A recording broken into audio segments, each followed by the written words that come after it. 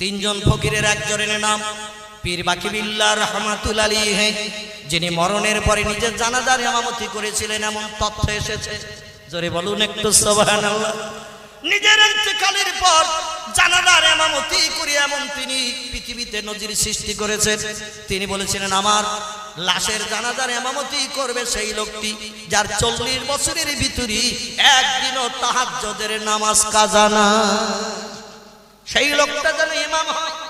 দিল্লির সম্রাট বাদশাহ শাহজাহান যমুনা নদীর ধারে আগ্রার তাজমহল বানাতে জি ভিত খনন করে বলল, এই তাজমহলের প্রথম পাথরটা আমি একটা মানুষের হাত দিয়ে বসাবো। 22,000 মিস্ত্রিকে দিয়ে 22 বছর কাজ করে আমার বিবির মহব্বতের স্মৃতি বানাবো। পৃথিবীর সব দেশের মানুষ যেন পর্যটক হয়ে দেখতে আসে। যমুনা নদীর কিনারে আগ্রার তাজমহল ভিত স্থাপনের জন্য 22,000 মিস্ত্রি জোগাড়ে সব বসিয়ে বসে খাওয়াচ্ছি। মাটি খুঁড়ি ভিত করা হয়েছে, এবার পাথর বসিয়ে কাজ শুরু হবে। জনগণ ডেকে বলল, হুজুর জাপানা দিল্লির সম্রাট বাদশাহ শাহজাহান কার হাত দিয়ে পাথর বসাবেন? বলে দিনের দিন তোমরা আসবে, যে লোকটি পছন্দ হবে তার হাত দিয়ে পাথর বসাবো। বলে আমরা সবাই যাবো, তো কাজকর্ম ছেড়ে বিবি বাচ্চা ছেড়ে গাড়ি ঘোড়া করে দূর দূরান্ত থেকে যাব, তো আমাদের ফ্যাসালিটি লাভ কি? উনি বললেন যার হাত দিয়ে আমি পাথরটা বসাবো 50,000 টাকা গিফট পুরস্কার তারে দেব। যতদিন ওই লোকটি বাঁচবে তার 51 ভক্ত যত মানুষ সংসারে আছে আমার বাড়ির রাজকীয় খাবার দরওয়ানদের দিয়ে তার বাড়িতে পরিবেশন করা হবে। বিবি বাচ্চাদের আর রান্না বান্না করতে হবে না, আমার রাজবাড়িতে যা রান্না বান্না হবে তার বাড়ির ইউনিটদের খাওয়ানোর ব্যবস্থা করা হবে, আর 50,000 টাকা নগদ গিফট তাকে দেয়া হবে। সুতর যে বলে যাই, কামার যে বলে যাই, ধোপা যে বলে যাই, নাপিত যে বলে যাই, ডাক্তার যে বলে যাই, মাস্টার যে বলে যাই, উকিল যে বলে যাই, এখনকার 50,000 নয়, এখান থেকে কম বেশি 400 বছর আগের 50,000। বন্ধুগণ দাম ছিল না? ছিল না? দাম ছিল কিনা? আমরা তো ছোটবেলায় যখন বসিরহাট মাদ্রাসায় এসেছি 5 পয়সা করে কটকটি খুব খেয়েছি, আর এখন 2 টাকা না দিলে কটকটি হয় না, ঠিক কি না? মুরগির ডিম বিক্রি হয়েছে 10-12 পয়সা, হাঁসের ডিম বিক্রি হয়েছে 15 পয়সা। এখন পোলট্রি মুরগি যা স্বাদ নাই তারও দাম এখন 4.5 টাকা, 5 টাকা, ঠিক কি না? তাহলে যত দিন যাচ্ছে মালের দাম বাড়ছে না কমছে? তখনকার 50,000 টাকা নেওয়ার জন্য সবাই কাজকর্ম ছেড়ে দৌড়িয়েছে। একটা পাথর ধরে বসিয়ে দেব, সঙ্গে সঙ্গে 50,000 টাকা গিফট পাবো। সারা জীবন আর খাটাখাটনি করতে হবে না, ভাঙাবো আর বাজার করবো, খাবো। ইমাম বলে মাইনে তো কম, আমিও যাই। মুয়াজ্জিন বলে তুমি যাচ্ছ যখন আমি আর বসে থেকে কি করবো, তোমার সঙ্গে লাইন দেই। মুয়াজ্জিনও যায়, ইমামও যায়, মাস্টার যায়, ডাক্তার যায়, কবিরাজ যায়, বৈদ্য যায়, হাকিম যায়, ধোপা যায়, নাপিত যায়, কামার যায়, কুমোর যায়। চাষি বলে তাহলে আর নাঙল চালিয়ে কি করব, যদি আমার নসিবে জুটে যায়। যাই দেখি একবার হাজার হাজার মানুষের সমাগম হয়ে গেছে। আগ্রার তাজমহলের সামনে পাথর বসানো হবে, ভিত স্থাপন হবে। কোন একটা নতুন কাজ করার সময় সরকারি মন্ত্রীরা আসে কিনা? আমাদের বসিরহাট নদীর উপরে ব্রিজ হলো, উদ্বোধন হলো কিনা?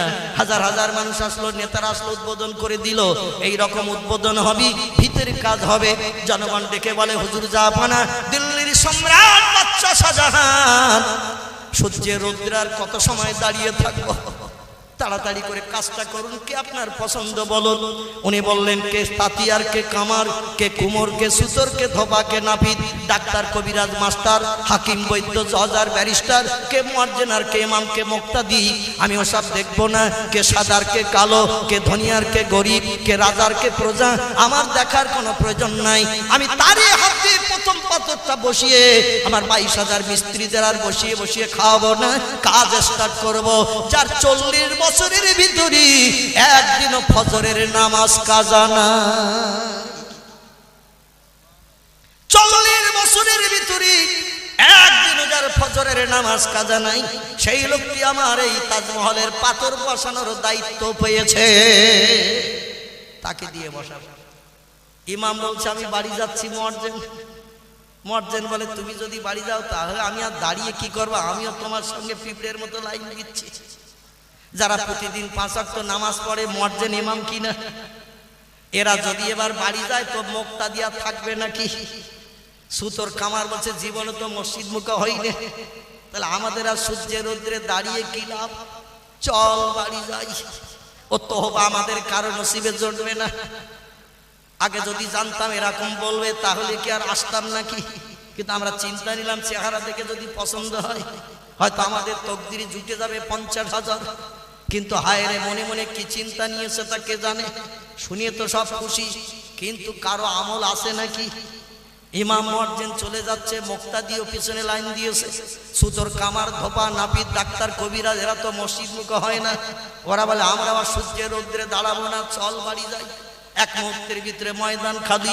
বাচ্চা শাহজাহান বলছে কুমকুমিয়া কি, আমার দেশের প্রজারা একটু দাঁড়িয়ে যাও, দাঁড়িয়ে যাও। আজকের দিনক্ষণ ঠিক করেছি, পাথর বসিয়ে কাজ স্টার্ট হবে।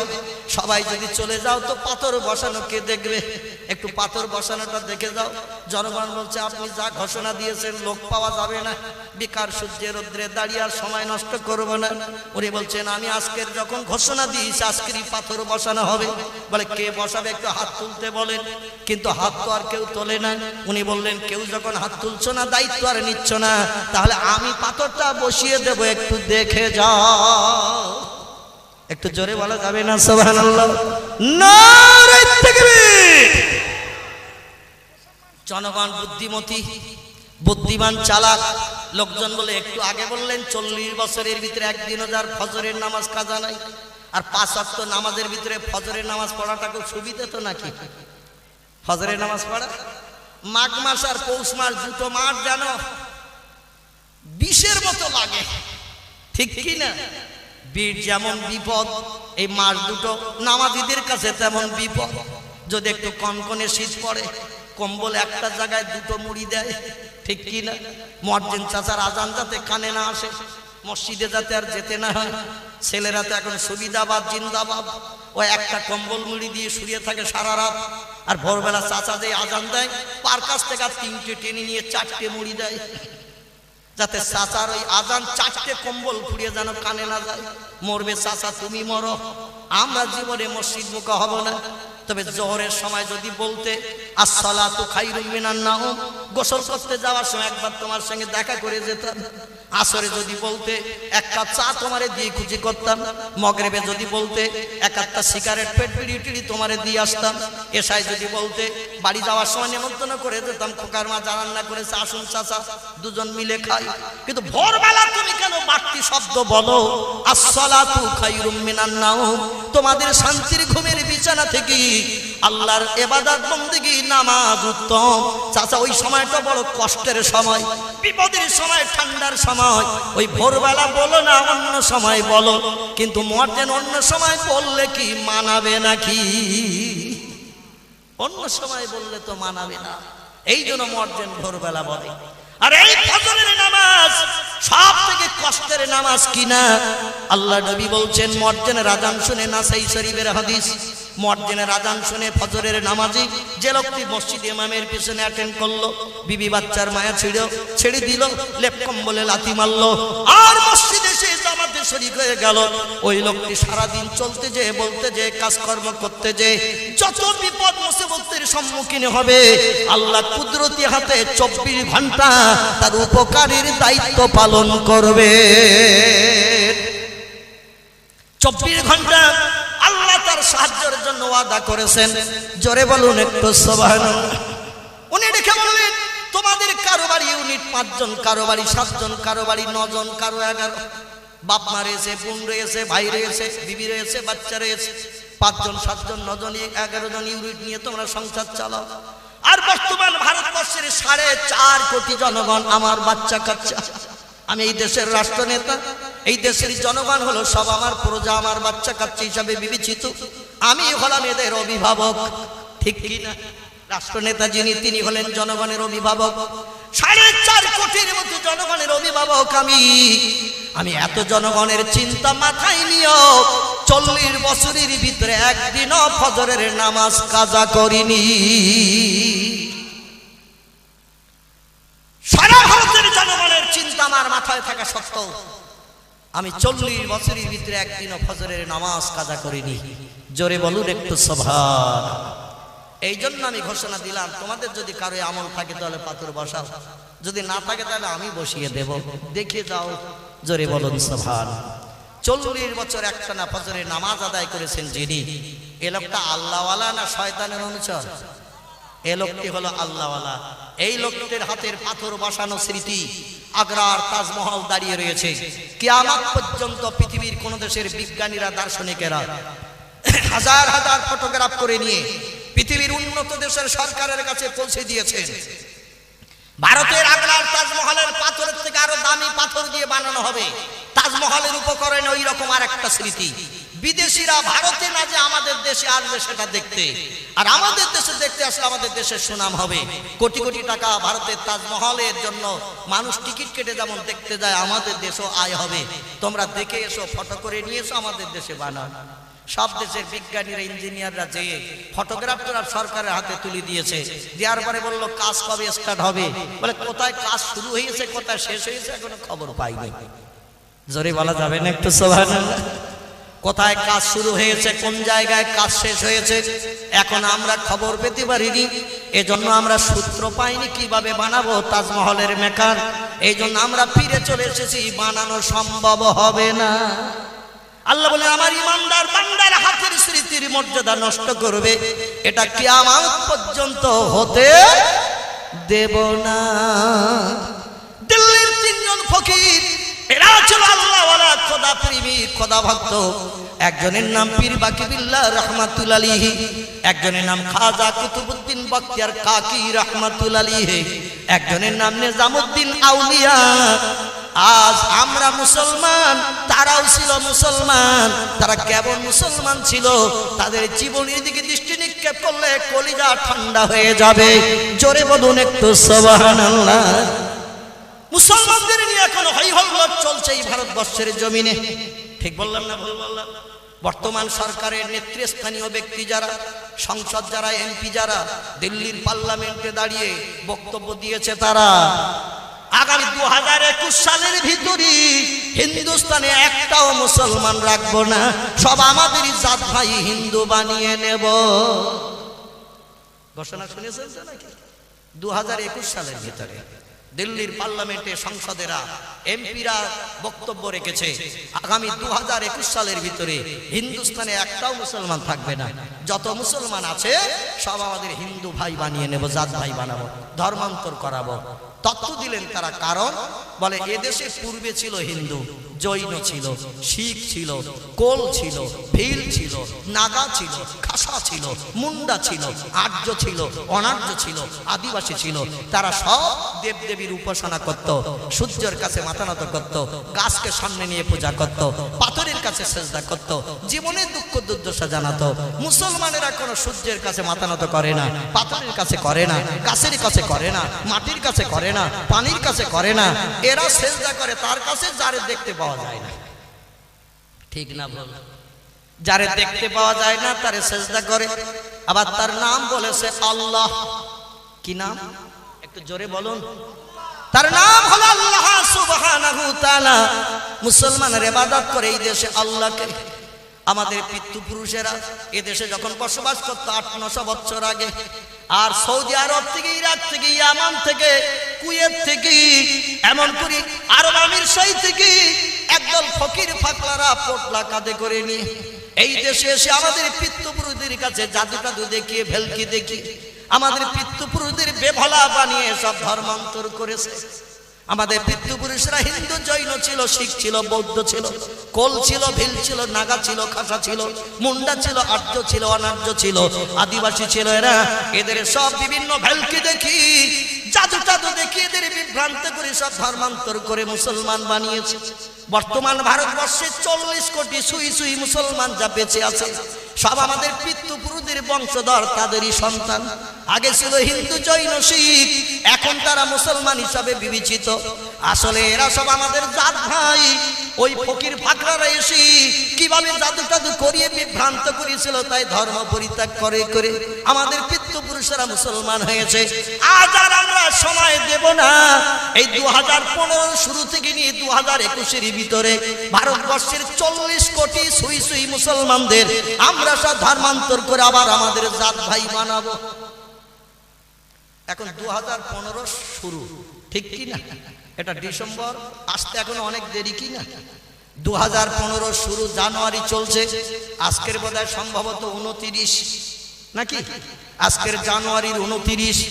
এখনো দুদিন আছে কিনা জানুয়ারি মাসের, কারণ আরবি নববর্ষ প্রথম মাস 31-এ ঠেলে দিয়েছে, আবার পরের মাসটা আবার 4 দিন ল্যাপস করে দিয়েছে, ঠিক কি না? ফেব্রুয়ারি 28-এ গুনতে হয়, প্রথম মাসটা একটু লম্বা ঠেলে দিলাম, মাঝখানেরটা আবার একটু কম করে দিলাম, যাতে সমান সমান হয়ে যায়। এখন এই জানুয়ারি শেষ চলছে, এরপরে আসবে ফেব্রুয়ারি, এভাবে 11টা মাস সামনে আসবে। তো 2000 এমন করে 15-র শুরু থেকে নিয়ে 2021 ক বছর হয়?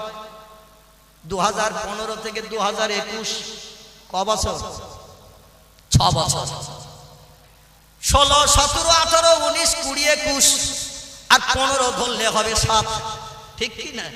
এ বছরটা ধরলে হবে 7। এখন এ বছরের শুরু যখন, এটা ধরতেই হবে নাকি? 7 বছরের ভিতরে হিন্দুস্তানে একটাও মুসলমান থাকবে না। টাকা দিয়ে হোক, জমি দিয়ে হোক, সুন্দরী মেয়ে দিয়ে হোক, ভয় দেখিয়ে হোক, ঘর বেঁধে দিয়ে হোক, আমরা সব আমাদের জাত ভাই বানাবো মুসলমানদের। সময় নিয়েছে মাত্র 7 বছর। এখন এদের কথাটা বাস্তব কতটা সত্য, আজকের এই মজলিসে আমরা প্রথমে একটু যাচাই করব। আমরা এখানে যারা বসে আছি সব মুসলমান তো নাকি? সব মুসলমান তো নাকি? এখন যদি 4 লাখ করে টাকা দেয়া হয়, ধর্ম পরিত্যাগ করলে 4 লাখ পাবে, রাস্তার ধারে 10 কাঠা করে জমি দেয়া হবে, 2 তলা বিল্ডিং 13 কামরা করে ঘর বানিয়ে দেব, আবার আমাদের ঘরে সুন্দরী নায়িকা মার্কা মেয়ে বিয়ে দেব। কে কে তোমরা ধর্ম পরিত্যাগ করে হিন্দু হবে? একটু হাত তোলো।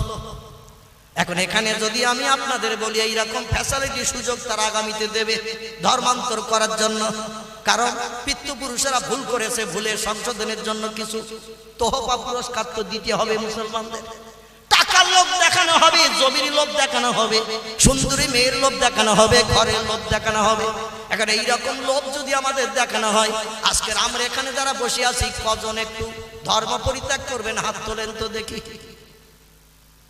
টাকা পাওয়ার জন্য, জমি পাওয়ার জন্য, সুন্দরী মেয়ে পাওয়ার জন্য, 13 কামরা ঘর পাওয়ার জন্য কেউ রাজি না। কে হাত টাত্তি সব অকেজে টেজে হয়ে আছে নাকি?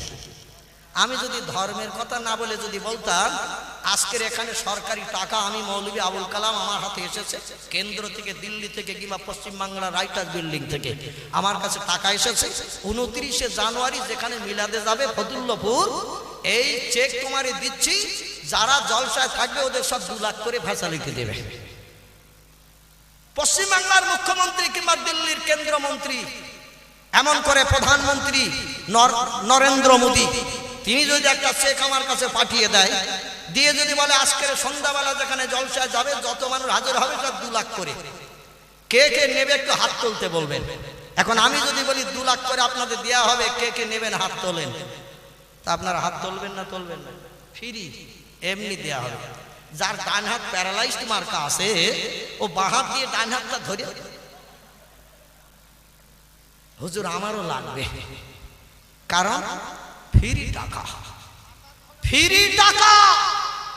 এখন হাত না তুললে পাওয়া যাবে না। আমার তো সংসারে শান্তি নাই, সংসারে সুখ নাই, ব্যাংক ব্যালেন্স নাই, আর একটু হাত তুললে যদি 2 লাখ হয়, ডান হাত যদি প্যারালাইজড মার্কা, পক্ষঘাত মার্কা হয়, ও বাম হাত দিয়ে ডান হাতটা ধরে উঁচু করে দেবে কিনা? কি দেবে কিনা? একটু হুহা করবেন তো নাকি? না, বাড়ির থেকে আসার সময় মেয়েদের সঙ্গে ঝামেলা টামালা হয়েছে, মন গরম গরম ভাব, যা বলে হুজুর বলুক, আমরা কিছু বলবো না। নবী ওয়াজ করতেন, সাহাবীদের কাছ থেকে শুনে নিতেন, সাহাবীরা উত্তর দিতেন, নবীর বলতে সুবিধা হতো। তাহলে নবীর সুন্নত আমরা আদায় করতে রাজি আছি কিনা? আছে কিনা? আল্লাহ নবী বলছেন, মান তামাসসাকা বিসুন্নতি ইনদা ফাসাদ উম্মতি ফালাহু মিআতু আজরিন শহীদিন। একটু জোরে বলুন সুবহানাল্লাহ, একটু জোরে বলুন সুবহানাল্লাহ। আল্লাহ নবী সোনার জবানিতে জানিয়েছেন, আখিরি জামানায় শেষ যুগে মানুষ যখন আমার জীবন আদর্শ মানবে না, আমার জীবন বিধান মানুষ যখন মেনে চলতে চাইবে না, বিভিন্ন ধর্মাবলম্বীদের জীবন আদর্শ মেনে চলতে আমার উম্মতরা পছন্দ করবে, ভালোবাসবে, সেই যুগে কোন একজন ব্যক্তি যদি আমার একটা সুন্নত জিন্দা রাখে, আমার একটা সুন্নত যদি চালু রাখে, কিয়ামতের মাঠে আল্লাহ 100 শহীদের মর্যাদা ওই লোকটিকে দিয়ে সূর্যের রৌদ্র তেজে 50,000 বছর লম্বা দিনের দগ্ধীভূত করবে না, কবর থেকে হাসরে উঠবে হিসাব নিকাশবিহীন 100 শহীদের মর্যাদা দিয়ে আল্লাহ তার জন্য জান্নাত হালাল বানাবে। নবীর সুন্নাত যদি একটা আমরা জিন্দা রাখি এই শেষ যুগে, হাসরের মাঠে আমাদের হিসাব নিকাশ হবে না, 100 শহীদের মর্যাদা নিয়ে জান্নাতে যেতে পারবো। জোরে বলুন সুবহানাল্লাহ। আজকের যে নবীর সুন্নাত আমরা মানছি না, তার বাস্তব প্রমাণ আজকের এই জলসায়। আমি বলবো না একটুখানি বলি, অন্যথা আপনাদের মগজে দুশ্চিন্তা থাকবে, ঘুম হবে না। হুজুর বললেন নবীর সুন্নাত মানি না। আজকের আমরা যেই নবিয়ানা মজলিসে এসেছি, আমাদের উচিত ছিল অন্তত হাড়ির তলা কালো মাথাটা একটা ঢেকে টুপি মাথায় দিয়ে আসা, ঠিক কি না? এই কোরআনে মজলিসে যদি টুপি না জুটলো, তাহলে যাত্রায় যখন যাবেন টুপি মাথায় দেবেন তো নাকি? ভিডিও দেখতে যাবেন টুপি মাথায় দিতে হবে, ফ্যাংশনে যাবেন টুপি মাথায় দিতে হবে, মদের দোকানে লাইন দেবেন মদ কিনতে, নাউজুবিল্লাহ, তাহলে টুপি মাথায় দিয়ে যেতে হবে। এখানে যদি টুপি না চলে, তাহলে অন্য জায়গায় তো দিতে হবে নাকি? এই মজলিসে এসেছি, যদি টুপি না জুটলো, তাহলে আর টুপিটা জুটবে কোথায়? নবী সুন্নতকে যে জলাঞ্জলি দিয়ে পায়ের তলায় মারিয়ে দিয়েছি, এটাই হলো তার বাস্তব নমুনা। একটু জোরে বলুন নাউজুবিল্লাহ। তবে আমার অনেক যুবক ভাই সুবিধাবাদ জিন্দাবাদ, মাঘ মাস রয়েছে যখন অন্তত মাফলারে কাজটা মিটাই, ঠিক কি না? হনুমান টুপিতে কাজটা মিটাই, তাহলে হুজুরের মাথাও যেমন ঢাকা, আমাদেরও তেমন ঢাকা। মাঘ মাসে কাজ মিটে গেল আলহামদুলিল্লাহ, হনুমান টুপি আর মাফলারে কাজ মিটে গেল। কিন্তু চৈত্র মাস বৈশাখ মাসে যখন জলসা হবে, তখন আর মাফলা আর হনুমান টুপি চলবে নাকি? চলবে নাকি? তখন তো আর চলবে না, তখন তো মাথাটা ঢাকতে হবে। টুপি মাথায় দেয়া নবীর সুন্নত কিনা? কে নবীর সুন্নত কিনা? মুখে দাড়ি রাখা নবীর সুন্নত, হাঁটুর নিচে লম্বা জামা গায়ে দেয়া হলো নবীর সুন্নত। আল্লাহর নবী বলছেন, মান আহাব্বা সুন্নতি ফাকাদ আহাব্বানি ওয়া মান আহাব্বানি কানা মাই ফিল জান্নাহ। আমার মতো যে লোকটি মাথায় টুপি লাগালো, মুখে দাড়ি রাখলো, হাঁটুর নিচে লম্বা জামা পরিধান করলো, মিথ্যা কথা বললো না, চুরি ছিনতাই গুন্ডামি করলো না, অবৈধ মেয়েদের নিয়ে গার্ডেনে বসে হাওয়া খেলো না, মদের দোকানে লাইন দিল না, এমন করে ওই লোকটি কিয়ামতের মাঠে আমার সঙ্গে জান্নাতে যাওয়ার সুযোগ পেয়ে যাবে। জোরে বলুন একটু সুবহানাল্লাহ। নবী বলছেন, যে লোকটা আমার সুন্নত ভালোবেসে ব্যবহার করলো, সে লোকটি আমি যেন মোহাম্মদ আমারে ভালোবাসলো, ফাকাদ আহাব্বানি, সে যেন আমারে ভালোবাসলো। জোরে বলুন একটু সুবহানাল্লাহ। ওয়া মান আহাব্বানি কানা মাই ফিল জান্নাহ। আর যে লোকটা আমারে ভালোবাসলো, সেই লোককে আর আমি আল্লাহর বেহেশতের ভিতরে এক জায়গায় বসে বসে সুখ ভোগ করব। জোরে বলা যাবে কি একটু সুবহানাল্লাহ?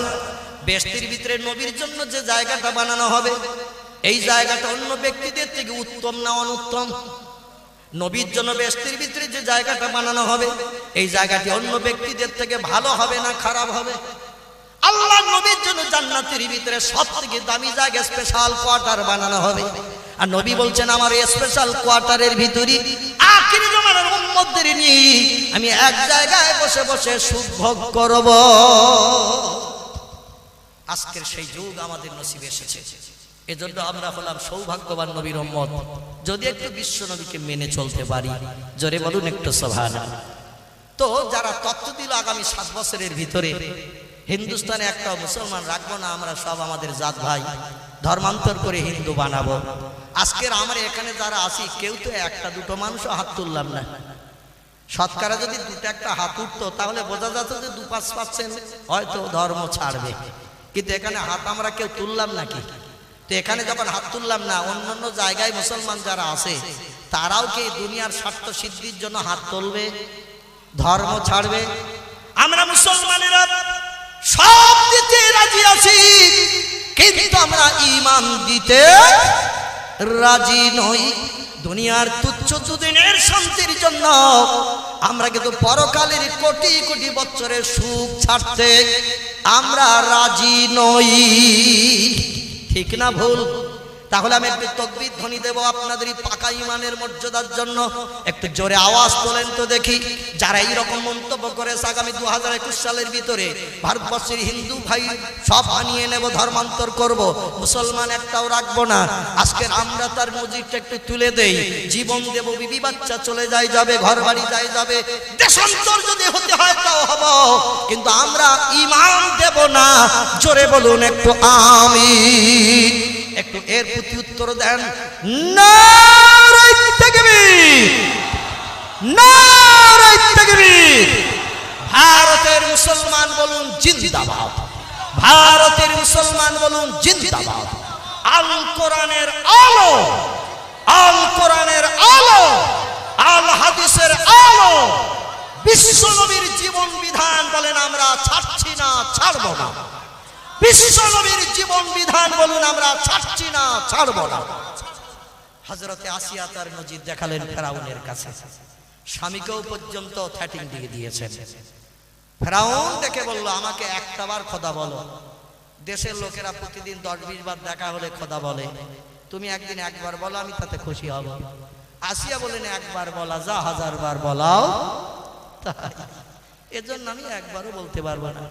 ফেরাউন বলল, আমার মহব্বতের বিবি, তুমি হলে পৃথিবীর 4 জন বিশ্ব সুন্দরীর একজন। পৃথিবীতে মুসলমানদের ঘরে 4 জন বিশ্ব সুন্দরীর আবির্ভাব হয়েছে। কজন বললাম? 4 জন বিশ্ব সুন্দরীর আবির্ভাব হয়েছে পৃথিবীতে।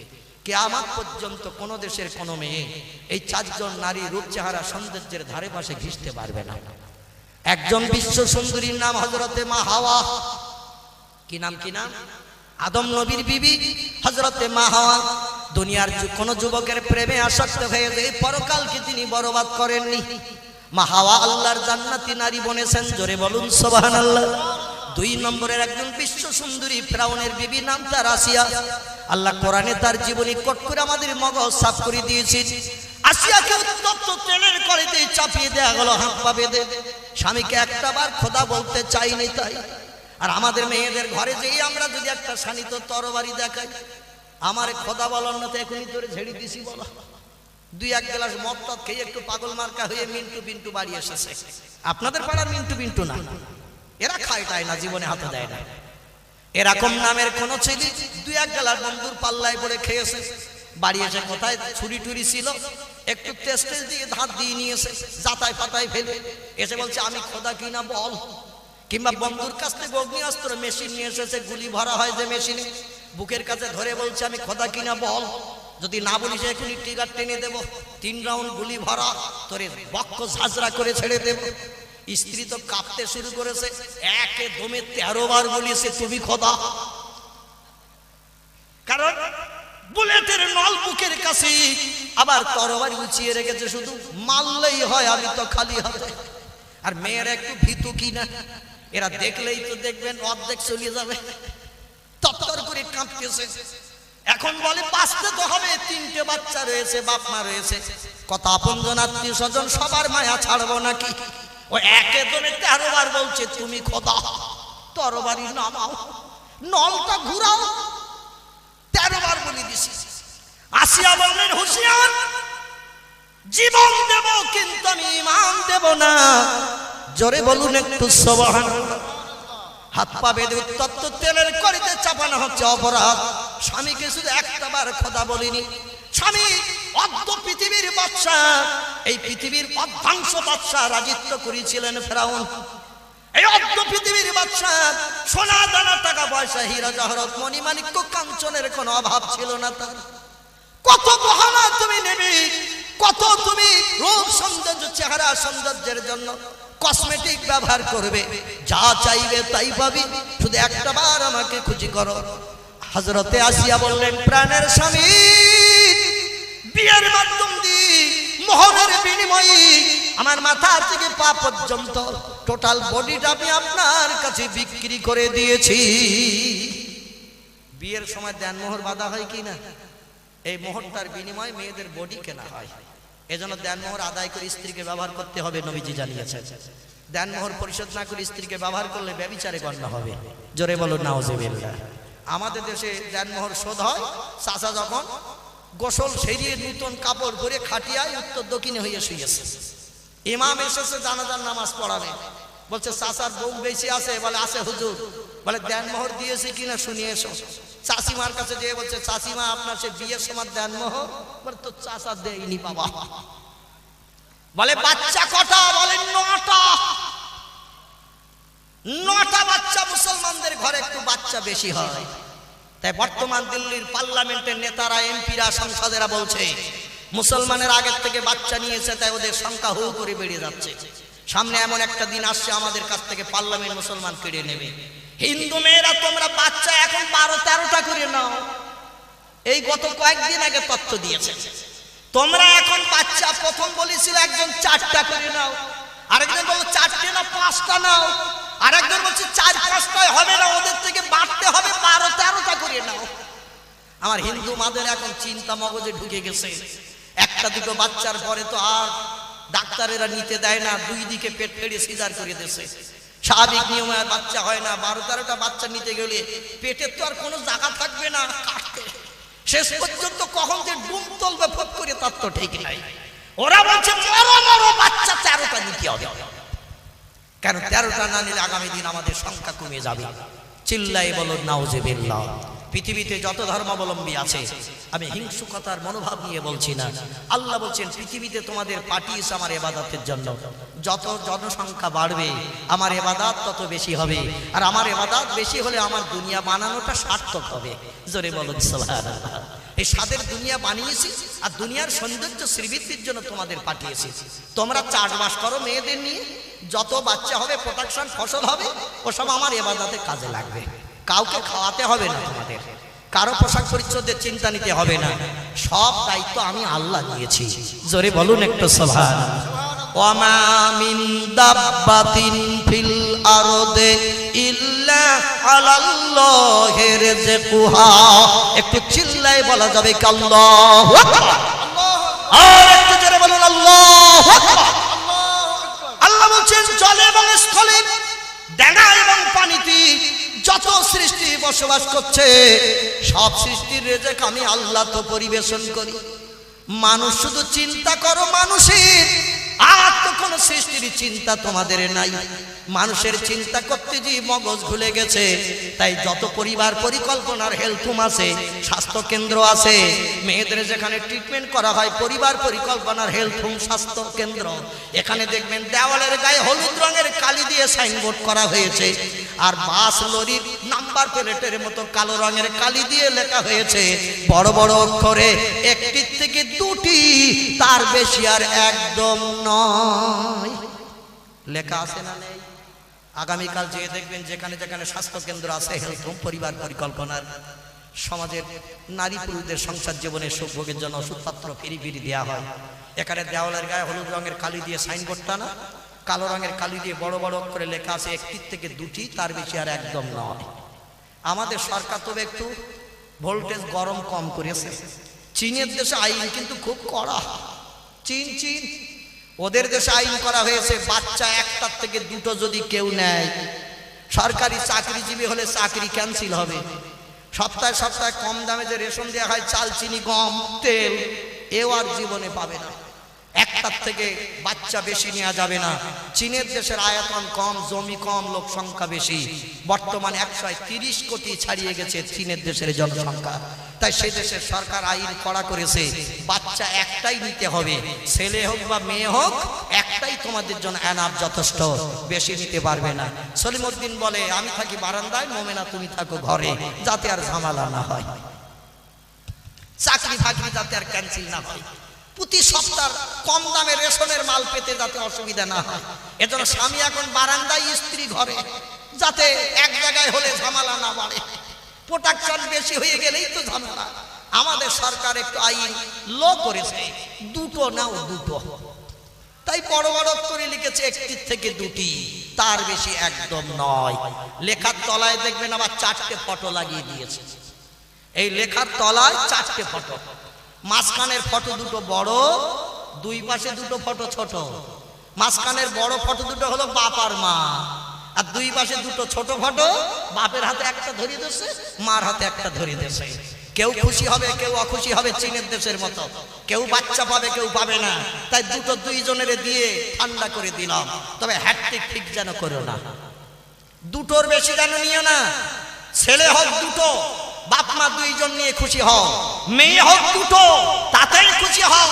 ছেলের চিন্তা করে যেন হ্যাটট্রিক পিক করো না। আমাদের ভারতবর্ষের বিশ্বকবির বাবা, যার নাম মহর্ষি দেবেন্দ্রনাথ ঠাকুর, আমি তাদের পৈতৃক ভিটা থেকে এসেছি। এই গত ডিসেম্বরের 17 তারিখে রাজশাহীতে প্রোগ্রামে গেলাম। ফেরার পথে কুষ্টিয়া হয়ে আসতে তাদের বসত বাড়ি পৈতৃক ভিটা, জন্ম ভিটা থেকে এসেছি। রাজশাহী কুষ্টিয়া জেলার রাজবাড়ি মোড় থেকে 16 কিলোমিটার বাম দিকে গেলে বন্ধুগণ তাদের সেই পৈতৃক ভিটা, মহর্ষি দেবেন্দ্রনাথ ঠাকুরেরা যেখানে বসবাস করত, আমি সেখানে বাস্তব চোখে দেখে এসেছি। জায়গাটার নাম হলো কুঠিবাড়ি, শিলাইদহ কুঠিবাড়ি। গাড়ি রাখতে যে 50 টাকা পার্কিং দিতে হলো। প্রাচীরের দরজায় যেই দেখলাম টিকিট কাউন্টার। আবার সেখানে বড় বড় অক্ষরে লেখা রয়েছে বিদেশিদের জন্য টিকিট 200, দেশীয়দের জন্য 20। দেশীয় লোক রবীন্দ্রনাথ ঠাকুরদের বাড়ি দেখবে। তিনি বাল্যকালে বসবাস করেছেন, লালিত পালিত হয়েছেন, যে সমস্ত জিনিসপত্র ব্যবহার করেছেন সব সংরক্ষণ করা রয়েছে। আমি দেখে দেখে কলিজা ঠান্ডা করে আসলাম। কিন্তু ঢুকতে যেয়ে সমস্যায় পড়ে গেলাম। বিদেশিদের জন্য টিকিট 200, মানে 2 এর পাশে 3 শূন্য, আর দেশের লোকের জন্য 2 এর পাশে 1 শূন্য, 20 টাকা। আমি ড্রাইভারকে ডেকে বললাম, হাসান ভাই, তোমরাও বাঙালি, আমরাও বাঙালি। আমাদের দেশের গরু আসছে ফেরেশতার মতো উড়িয়ে তোমরা খাচ্ছ, আর তোমাদের যে ইলিশ মাছ আছে আমরাও খাচ্ছি। একই ভাষায় কথা বলি। তোমরাও তার কাটার এধারে চাষ করো, আমরা কিছু বলি না। আমরাও তার কাটার ওধারে চাষ করি, তোমরাও কিছু বলো না। সব একই বাঙালি জাত ভাই। আর এখানে টিকিট লাগবে বাড়তি 180, একই মানায়। 5 জনই আমরা বাংলাদেশের টিকিট কাটো 20 টাকা করে। আমি আর ভারতের বললো না, বলে হুজুর তাই হোক। 5 জনের টিকিট কাটা হলো 100 টাকা দিয়ে 20 টাকা করে। কে বাংলাদেশি আর কে ভারতীয় পরিচয় না দিলে বলবে নাকি? 5টা টিকিট কাটলাম 100 টাকা দিয়ে, ভিতরে ঢুকে গেলাম। যে দেখে এক দাড়িওয়ালা, লুঙ্গি পরা, গায়ে শার্ট লাগানো চাচা, তিনি হলেন স্বেচ্ছাসেবক। রবীন্দ্রনাথ ঠাকুরের বাড়ির পাশে আর কোনো হিন্দু ভাইরা নাই, সব চলে এসেছে আমাদের এই দেশে। আমি যে বাস্তব তত্ত্ব দিচ্ছি, একটা কথার মিথ্যা পাবেন না। আশেপাশে সব মুসলমানেরা বসবাস করছে। আগে ছিল হিন্দু ভাইরা, এখন আর নাই, সব আমাদের এই দেশে চলে এসেছে। এদেশের মুসলমানেরা কিছু দেশে শান্তি পেতে চলে গেছে। এখন এদেশেও অশান্তি, ও দেশেও অশান্তি, ও দেশেও অশান্তি, এদেশেও অশান্তি। শান্তি কোন দেশে নাই। তার কারণ হলো আল্লাহর কোরআন এবং নবীর আদর্শ মেনে যত সময় না চলা হবে, তত সময় পৃথিবী থেকে শান্তি পাওয়া যাবে? কোনোদিন শান্তি পাওয়া যাবে না। চাচাকে ড্রাইভার বলছে, ইনি ভারতের হুজুর। মুসাফা করলেন, সঙ্গে সঙ্গে হুজুর একটু দোয়া করবেন। বাংলাদেশি বুড়োরা আলেমদের খুব ভালোবাসে। হুজুর একটু দোয়া করেন। আমি বললাম, দোয়া তো করবো, একটু দেখিয়ে দাও চাচা। 2 তলা বিল্ডিং, রবীন্দ্রনাথ ঠাকুরের পিতৃপুরুষদের বাড়ি, শিলাইদহ কুঠিবাড়ি। ওনাদের বাগান বাড়ি যেটা ছিল, এমন করে নওগাঁ ডিস্ট্রিক্টের প্রতিশর, আমি সেখানেও পর্যন্ত গেছি, যেখানে বসে তিনি কবিতা লিখেছিলেন, আমাদের ছোট নদী চলে আঁকে বাঁকে, বৈশাখ মাসে তার হাঁটু জল থাকে, পার হয়ে যায় গরু, পার হয় গাড়ি, 2 ধার উঁচু তার ঢালু তার বাড়ি। সে নদী তো আমি নেমেছি হাঁটু সমান পানিতে। প্রতিশর জায়গাটির নাম, নওগাঁ ডিস্ট্রিক্টের। যে পুকুরে গোসল করতেন, এই প্রতিশরে সে পুকুরটাও নেমে আমি একটু হাতে মুখে পানি দিয়েছি। বন্ধুগণ, তিনি যে ঘরের ভিতরে বিশ্রাম করতেন, ঘরে তার আসবাবপত্র সবগুলো রয়েছে। জায়গাটির নাম হলো প্রতিশর। সেখানে তিনি কবিতা লিখেছিলেন একটি তাল